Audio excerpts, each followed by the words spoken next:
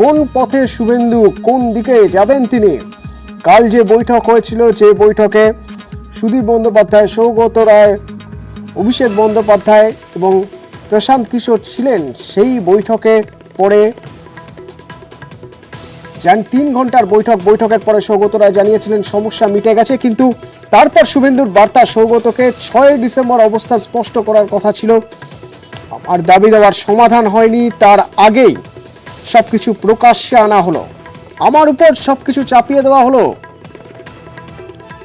মাফ করবেন আর একসঙ্গে কাজ করা সম্ভব হয়, আপনাকে শ্রদ্ধা প্রদর্শন দুর্বলতা নয়, সূত্র মারফত জানা যাচ্ছে। সরাসরি আমাদের সঙ্গে এই মুহূর্তে রয়েছেন প্রতিনিধি আবির ঘোষাল এবং আমাদের সঙ্গে এই মুহূর্তে রয়েছেন প্রতিনিধি সুজিত ভৌমিক। আবিরের সঙ্গে প্রথমে কথা বলবো। আবির, যে বার্তা পাঠিয়েছেন শুভেন্দু অধিকারী, যে বার্তা দিয়েছেন সৌগত রায়কে, কি সেই বার্তা?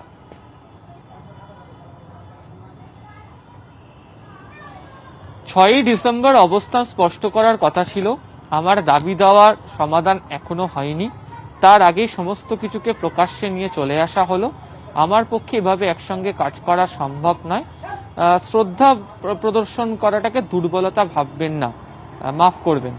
এই ধরনের একটি হোয়াটসঅ্যাপ টেক্সট এদিন সকালবেলা 11:25 নাগাদ শুভেন্দু অধিকারীর তরফ থেকে পাঠানো হয়েছে সৌগত রায়কে।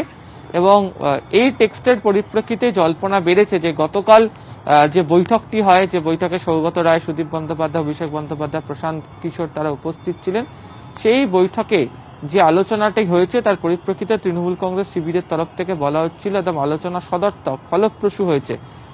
সেটা যে ফলপ্রসূ নয় বা সদর্থক নয়, শুভেন্দু অধিকারীর এই যে বার্তা বা হোয়াটসঅ্যাপ টেক্সটের মাধ্যমে পরিষ্কার হয়ে গিয়েছে। অর্থাৎ প্রথম থেকে, অর্থাৎ গত অক্টোবর মাসের মাঝামাঝি সময় থেকে যে কতকগুলো দাবি তিনি তুলছিলেন, যার পরিপ্রেক্ষিতে দলের তরফ থেকে সৌগত রায় 2 দফায় তার সঙ্গে বৈঠক করেছিলেন, তারপর 3য় দফার বৈঠকে গতকাল সৌগত রায়ের সঙ্গে বাকিরাও হাজির থাকলেন। যদিও শুভেন্দু অধিকারীর টেক্সট অনুযায়ী তার যে যে দাবিগুলো ছিল, সেই দাবিগুলোর কোনো সমাধানের রাস্তা এখনো পর্যন্ত পাওয়া যায়নি। ফলে শুভেন্দু অধিকারী এরপর কি অবস্থান নেবেন, তিনি আদৌ তার মত পরিবর্তন করবেন নাকি অন্য কোনো রাজনৈতিক দলের সঙ্গে যুক্ত হবেন, পুরো জল্পনাটাই এই মুহূর্তে জিয়ে রাখা হয়েছে। তবে তৃণমূল কংগ্রেস এই যে হোয়াটসঅ্যাপ সেটি পাওয়ার পর যথেষ্ট হলেও হতাশ, এবং সেটা সৌগত রায়ের গলাতেও আজকে ধরা পড়েছে যে গতকাল যার সঙ্গে বৈঠক হলো, যে যে বিষয় নিয়ে আলোচনা হয়েছে সেগুলো প্রত্যেকটাই জানানো হয়েছে, তার পরের দিন কয়েক ঘন্টা পর এই ধরনের হোয়াটসঅ্যাপ টেক্সটের সাথে আর যে নতুন করে কোনো আলোচনা এই মুহূর্তে বসা হচ্ছে সেই সম্ভাবনার রাস্তা কেউই খোলা রাখছেন। আবির এক্ষেত্রে যে বার্তা শুভেন্দু অধিকারীর সৌগত রায়কে, সেখানে বেশ কিছু কথা অত্যন্ত তাৎপর্যপূর্ণ, যেমন দাবি দেওয়ার সমাধান হয়নি, তার আগেই সবকিছু প্রকাশ্যে আনা হলো, ঠিক কি বলতে চাইলেন শুভেন্দু অধিকারী?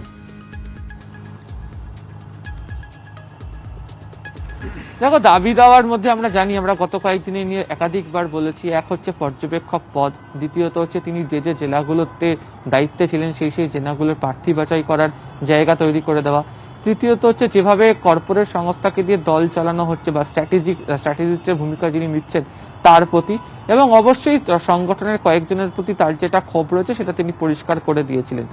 দল এই মুহূর্তে যেভাবে চলছে তাতে শুভেন্দু অধিকারীর সেই সমস্ত কটা দাবি মেনে নেওয়া যে সম্ভব না, সেটাও প্রকাশ্যে না বললেও অনেকেই স্বীকার করে নিচ্ছেন। তার কারণ এই মুহূর্তে দলের যা গঠনতন্ত্র তাতে পুরনো করে পর্যবেক্ষক পদ ফিরিয়ে নিয়ে আসার জায়গাতে সম্ভব নয়। ফলে এই যে দাবি দাওয়াগুলো রেখেছিলেন, সেই দাবি দাওয়া নিয়ে যে 3টি আলোচনা কার্যত, প্রথম দুটো একেবারেই সৌগত রায়ের সঙ্গে, যদিও সৌগত রায়ের বক্তব্য ছিল যে শুভেন্দু অধিকারীর সঙ্গে কথা বলার পর তার তিনি সমস্ত কিছু তার দলনেত্রীকে জানিয়েছেন, এবং গতকালের যে বৈঠক, সেই বৈঠকের পরেও যে কোনো সমস্যা সমাধানের ইঙ্গিত শুভেন্দু অধিকারী নিজেই দেখতে পাচ্ছেন না, এবং সেই কারণে তার এই টেক্সট বলে মনে করা হচ্ছে।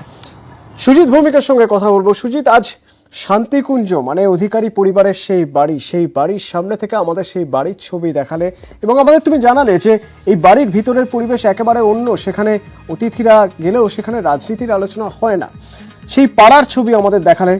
গতকাল রাত থেকে কোথাও একটা ইঙ্গিত মিলছিল সৌগত রায়ের কথায় যে হয়তো দূরত্ব কমছে দলের সঙ্গে শুভেন্দু অধিকারীর, কিন্তু আজ সকালের পরে দেখা গেল না, এখনো পর্যন্ত সেরকম কোনো ইঙ্গিত খুব স্পষ্টভাবে আসছে না। শুভেন্দু অধিকারীর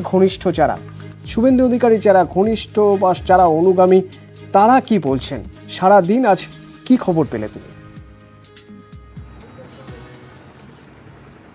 দেখো কাঁথি শহরে রয়েছি, কাঁথি শহর জুড়ে যেটা ঘুরে দেখেছি, কথা বলেছি, সেখানে কিন্তু শুভেন্দু ইস্যুতে মানুষজন প্রায় এক কাট্টা। সকলেই কিন্তু প্রায় বেশিরভাগ যাদের সঙ্গে কথা বলেছি তারা শুভেন্দুর পাশে, কারণ কাঁথি শহরের তিনি মানুষ।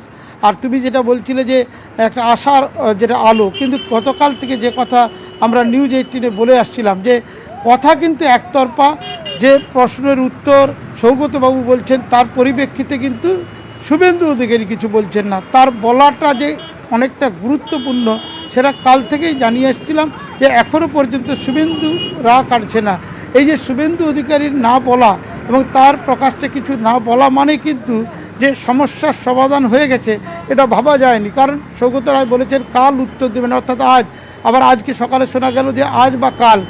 এই যে বিষয়টি, তাতেই পরিষ্কার হচ্ছিল যে শুভেন্দু অধিকারী যতক্ষণ না কিছু বলেন ততক্ষণ কিন্তু সব কিছু পরিষ্কার হবে না, এবং হলেও না। শেষ পর্যন্ত শুভেন্দু অধিকারী প্রকাশ্যে বললেন না, কিন্তু যে মেসেজ চালাচালি করলেন তাতে স্পষ্ট তিনি বিরক্ত।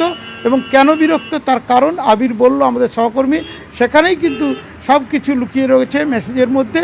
এবং মেসেজে তিনি বলার পর আজ দেখা গেছে রাত্রি 1:30টার সময় কলকাতা থেকে ফিরেছেন, এবং এখনও পর্যন্ত তিনি কিন্তু শান্তিকুঞ্জেই রয়েছেন এমনটা খবর। পরিবার সূত্রে অবশ্য জানানো হয়নি কিছু, এখানেই রয়েছেন বাড়িতে এবং নিজের লোকদের সঙ্গে কথা বলছেন। কিন্তু তার যে কি রিয়াকশান সেটা কিন্তু এখনও সংবাদ মাধ্যমকে তিনি দেননি। ধন্যবাদ সুজিত। এবং যে বার্তার কথা বলা হচ্ছে, শুভেন্দুর যে বার্তা সৌগত রায়কে, সেই বার্তার প্রসঙ্গে যখন জানতে চাওয়া হলো সৌগত রায়কে, আজ যখন জানতে চাওয়া হলো যে তিনি কি বলছেন, তিনি প্রাপ্তি স্বীকার করলেন যে তার কাছে মেসেজ এসেছে, এবং তিনি কি বললেন সৌগত রায়, শুনুন।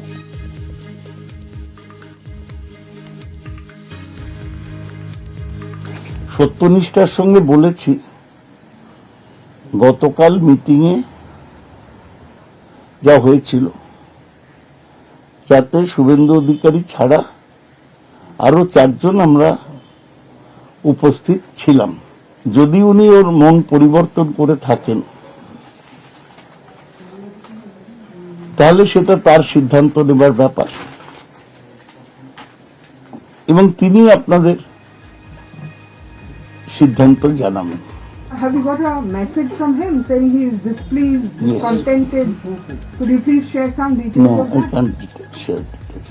But you have a message. A message is a private communication. I can't.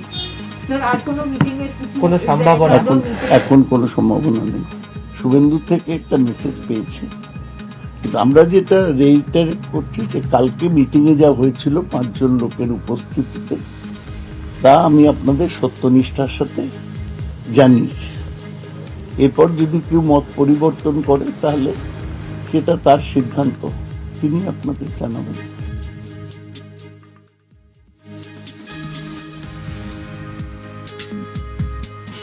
বিরোধী রাজনৈতিক দলের নেতারা তারা কি বলছেন আমরা কথা বলেছিলাম। বিজেপি নেতা কৈলাস বিজয়বর্গীয়র সঙ্গে আমরা কথা বলেছিলাম, সিপিএম নেতা সুজন চক্রবর্তীর সঙ্গে, এবং প্রদেশ কংগ্রেসের সভাপতি অধীর রঞ্জন চৌধুরীর সঙ্গে। কি বলছেন তারা, কিভাবে দেখছেন এই পরিস্থিতি?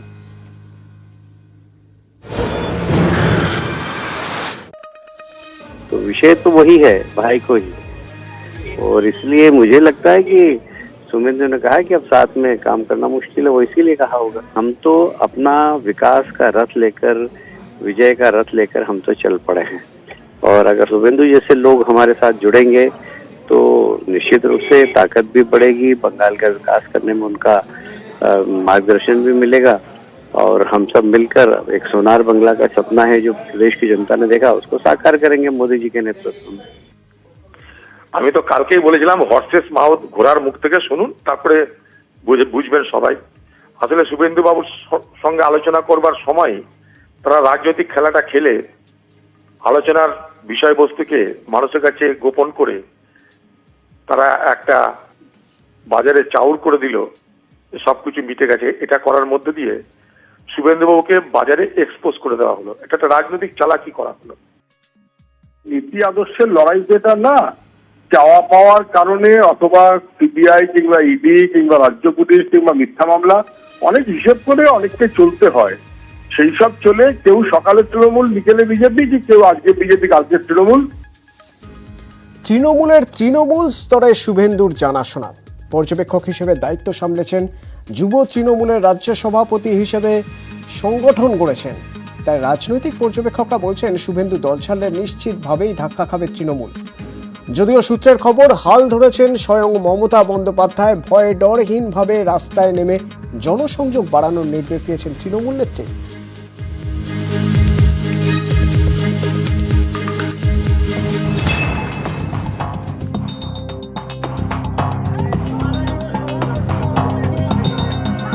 ভবিষ্যতে কোন পথে হাঁটবেন শুভেন্দু অধিকারী? তোলপাড় রাজ্য রাজনীতি। শুভেন্দু যাই করুন, আপাতত তিনিই আকর্ষণ। পর্যবেক্ষক হিসেবে শুভেন্দুকে রাজ্যের একাধিক জেলার দায়িত্ব দিয়েছিলেন মমতা বন্দ্যোপাধ্যায়। শুভেন্দু পশ্চিম মেদিনীপুর, পূর্ব মেদিনীপুর, বাঁকুড়া, ঝাড়গ্রাম, মালদা, মুর্শিদাবাদ, উত্তর দিনাজপুরের পর্যবেক্ষক ছিলেন।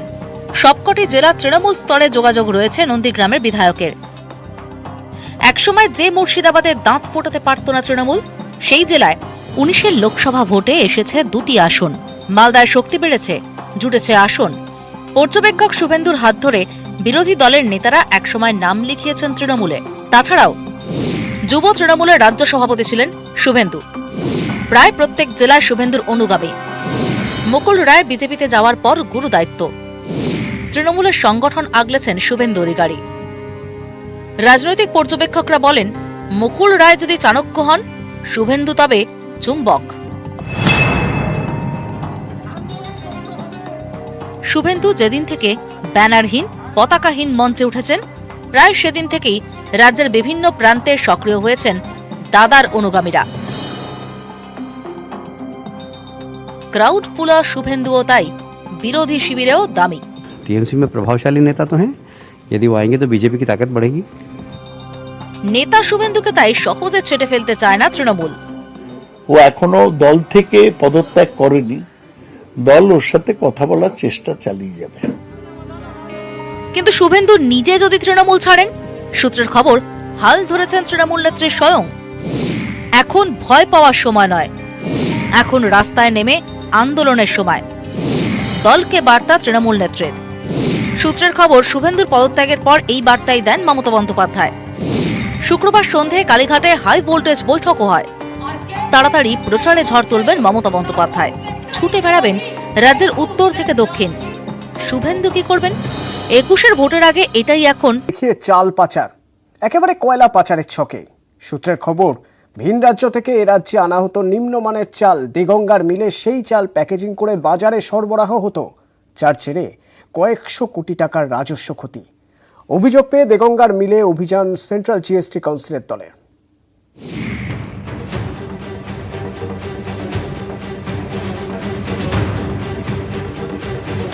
বুধবার ভোর 3টে দেগঙ্গার বেড়াচাপায় এনপিজি রাইস মিলে হানা সেন্ট্রাল জিএসটি কাউন্সিল টিমে। দলে 30 জন, তখনও রাইস মিল খোলেনি। 6টা নাগাদ মিল খুলতেই অভিযান, সঙ্গে কেন্দ্রীয় নিরাপত্তা বাহিনী। কয়লা পাচারের ছকেই ভুয়ো জিএসটি বিল দেখিয়ে চাল পাচার হচ্ছে। মেন রাজ্য থেকে রাজ্যে নিম্নমানের চাল আনা হতো। খারাপ মানের চাল প্যাকেজিং করে বাজারে সরবরাহ করে রাইস মিলে। এমনকি ওই রাইস মিল থেকে রেশনেও যাচ্ছে খারাপ মানের চাল। নকল জিএসটি বিল দেখিয়ে নিম্নমানের চাল লেনদেন হওয়ায় কয়েকশো কোটি টাকার রাজস্ব ক্ষতি হচ্ছে সরকারের। সম্প্রতি 21শে অক্টোবর ঘোজাডাঙ্গা সীমান্তে 175 ট্রাক ভর্তি গম বাংলাদেশে পাচারের আগে আটক করে শুল্ক দপ্তর। জেলা শাসকের কাছে পাঠানো হয় বাজেয়াপ্ত গম। তখনই ভুয়ো জিএসটি বিলের হদিশ মেলে। চক্রে এই রাইস মিলের জড়িত থাকার কথা জানা যায়। দেগঙ্গার এই রাইস মিলের মালিক বাকিবুর রহমান। শেষ 2 বছরে ওই রাইস মিল থেকে কোনো জিএসটি রিটার্ন জমা করা হয়নি। প্রাইভেট রাইস মিল, তার মধ্যে 400 মিল আমাদের সাথে কাজ করে, আর মধ্যে আমাদের 800 মিল কাজই করে না, তারা প্রাইভেট কাজ করে। তারা নিজেরা বাংলাদেশ, মালয়েশিয়া, বার্মা, ইন্দোনেশিয়া এসব জায়গায় চাল তারা সাপ্লাই করে। তাহলে ফ্রিলি আমাদের কোনো বাইন্ডিং নেই। যারা কাজ করে আমাদের সাথে, তাদের সাথে আমরা সম্পর্ক রাখি।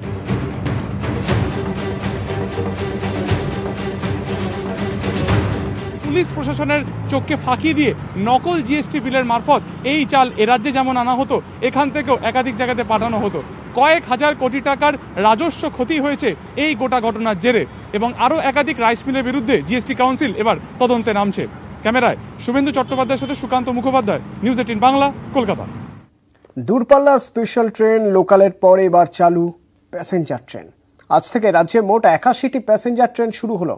বাড়ানো হয়েছে আরপিএফ এর সংখ্যা, চলছে মাইকিং, শারীরিক দূরত্ব মেনে মার্কিং করা হয়েছে, কোভিড প্রোটোকল মেনে সতর্ক স্টেশন।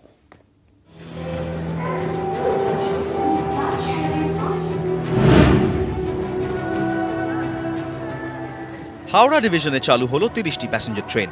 কোভিড প্রোটোকল মেনে লকডাউনের পর প্রথম শুরু পরিষেবা। এতদিন রামপুরহাট, বোলপুর যেতে হয় দূরপাল্লা স্পেশাল ট্রেন ধরতে হতো, না হলে ব্রেক জার্নি। এবার চেনা ট্রেন চেনা নামেই। খুশি যাত্রীরা, টিকিট কাউন্টার থেকে মিলছে টিকিটও।